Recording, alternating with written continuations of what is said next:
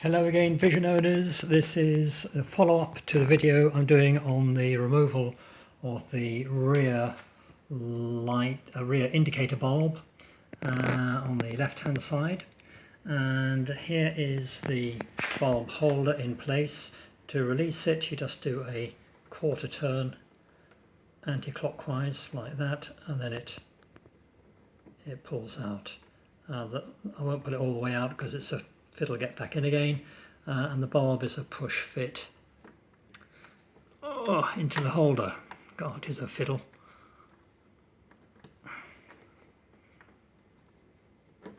There we are, back in, and then a quarter turn clockwise to locate it, so that won't pull out now. The next job is then to refit the cover. I've put red rubber grease onto the locating pegs, and they go in the hole, as you can see, there, and then it clips in down there with a locating tab. It's all a bit of a fiddle. I can't do it while I'm holding the camera, but you'll understand now roughly how to release it and refit it. Hope that helps. Watch my website for further written explanation, and that's hondavisionowners.wordpress.com. Okay, bye.